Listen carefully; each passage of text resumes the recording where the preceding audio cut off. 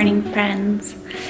It is Thursday, May 25th, and it's almost 7 o'clock. And let me get some more light on.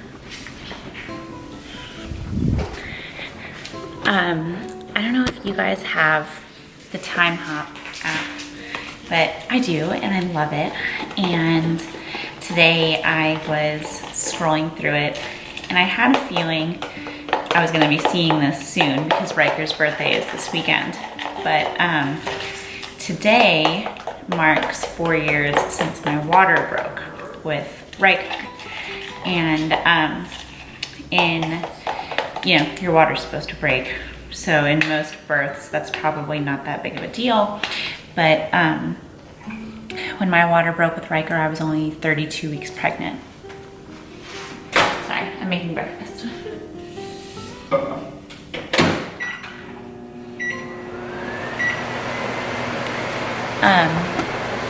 So like I said, I was 32 weeks and like 3 days, I guess. 32 and 5 maybe. My pregnancy had been going just fine. Sorry, it's so dark, I'm pouring more coffee. My pregnancy had been going well. I actually had a really easy pregnancy with Riker. Vic picked on me that whole pregnancy and called it a Hollywood pregnancy because it was so easy. And it was right around the time that movie, What to Expect, had come out, which I made him watch like a million times. And so he joked that I had like a Brooklyn Decker pregnancy because it was easy. And we went to Target. Like I said, I was just over 8 months pregnant. So we were under the impression that we had, 6 to 8 weeks to go. And so we went to Target to get some stuff for the hospital bag and a couple more things for his nursery.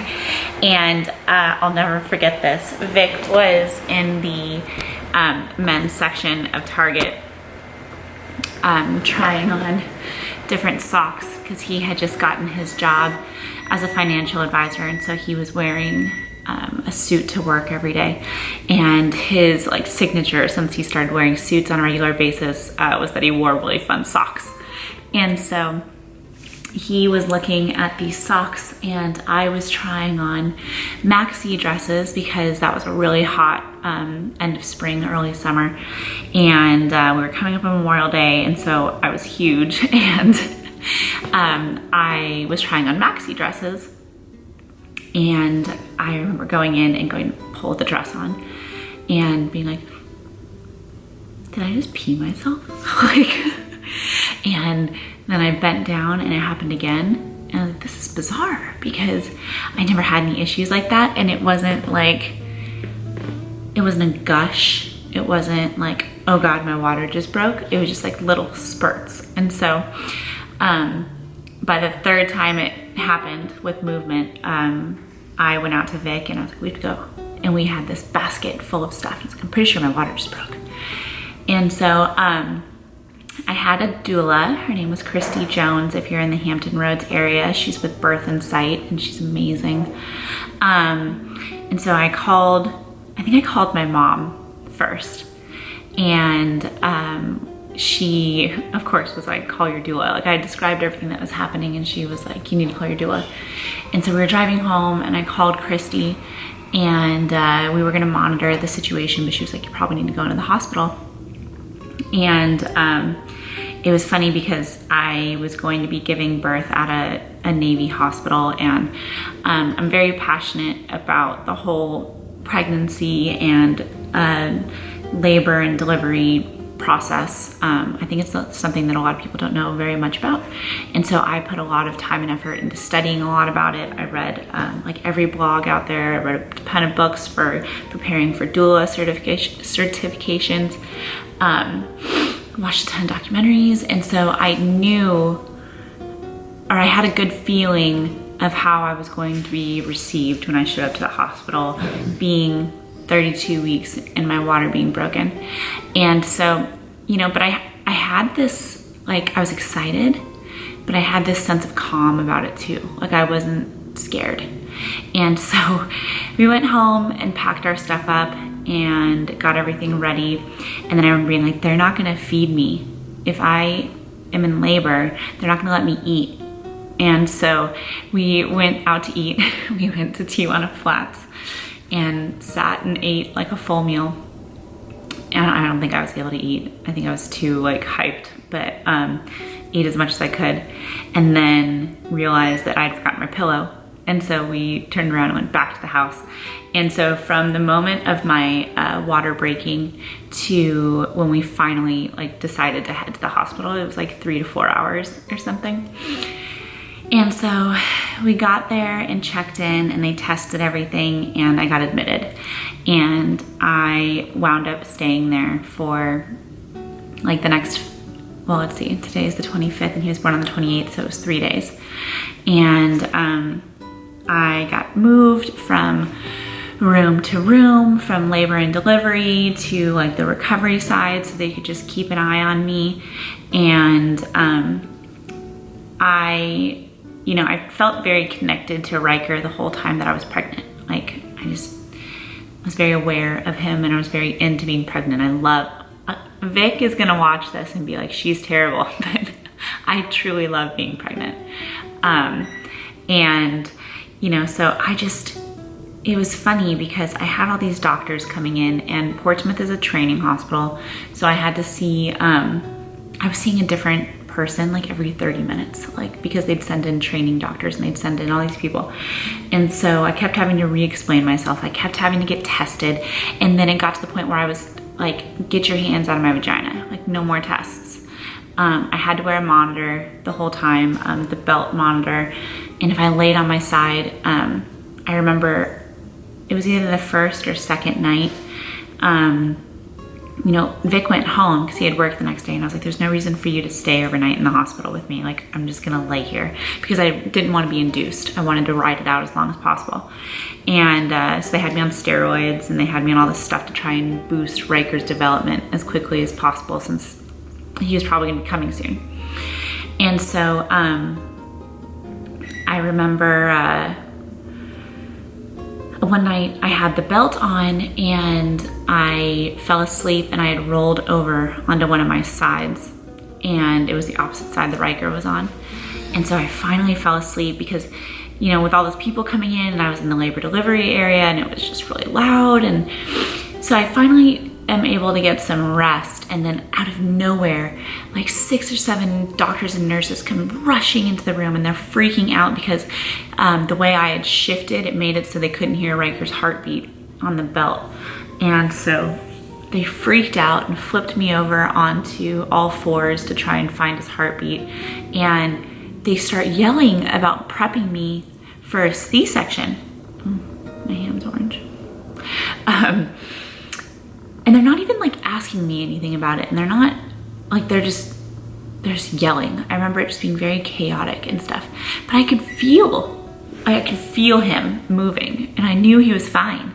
And so I remember like yelling back at them to like chill the fuck out. And we weren't going into surgery. This was at like midnight. And I don't think my mom had flown in yet. That might've been the first night. And that was pretty much how the whole experience went. It was just chaotic and crazy and I hated it. And so after the first like 24 hours of being monitored, they moved me into the recovery area and they let me hang out in there and I wasn't being constantly monitored and stuff and I could get up and move around. And Vic brought me a DVD player to hook up to their TV and like a cooler full of like my favorite foods because I didn't want to eat hospital food. And I would sit and just watch Harry Potter for hours.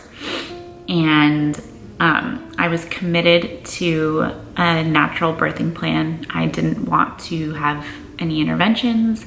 But of course I wanted Riker to be safe. And so we did the steroids for his lungs and everything. And I had this terrible OB. I just remember this. Let me stop that microwave because it's gonna make me crazy. I remember I had this OB come in and I probably shouldn't say her name, but we'll just say Dr. L came in and she was 36 weeks pregnant. And I had refused, she came in because I refused the like leg squeezy things. They wanted me to stay in bed and not move, but they were afraid of blood clots. And so they wanted to put these things on my legs, these like hydraulic things that would fill up with, like, they would squeeze my legs periodically to stimulate blood flow and to simulate walking. And I was like, no, I'm gonna walk, because I felt fine.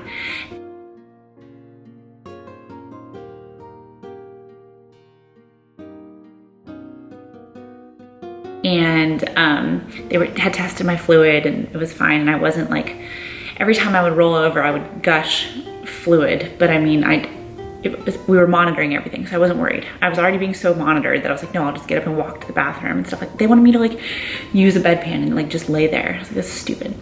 So I turned down those things, and so she came in because I did not want to be induced, and she was very rude and very insensitive to the situation and stuff. And I remember finally being like, what if this was you? Like, what if this was your situation? How would you want to be treated? And luckily after that, I didn't see her again for a while.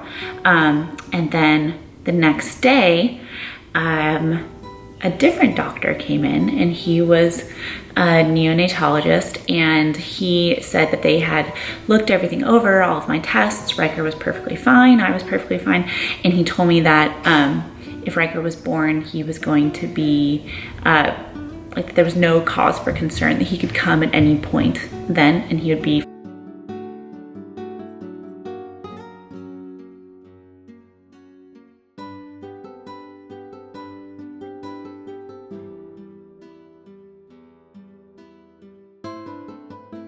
fine. And so that was when I started researching ways to kind of like kickstart the labor process, because my water had broken. Nobody could figure out why. There was no signs of infection. There was no, I wasn't doing anything crazy. It broke. And so here come the kids. So I wound up that night talking to my mom, and I'd seen that taking a laxative, a lot of people will do like castor oil or whatever, can jumpstart contractions, and same thing with nipple stimulation. And so my mom had a laxative in her purse, so I took a laxative pill, and then for the next like 3 hours laid in bed playing with my nipples. And not in like a fun way. Hi. Here he is. Go play with your sister, okay? I'll be done in a second. Thank you. So I watched Harry Potter and like tugged at them, and what do you know, labor started. And I'll never forget, I was talking to my mom, and I was telling my mom and Vic to go home and rest, and I'm standing there and I start doing this. Riker, if you knock that over, I'll be mad. And my mom was like, it's gonna happen. You're in labor. And I was just swaying.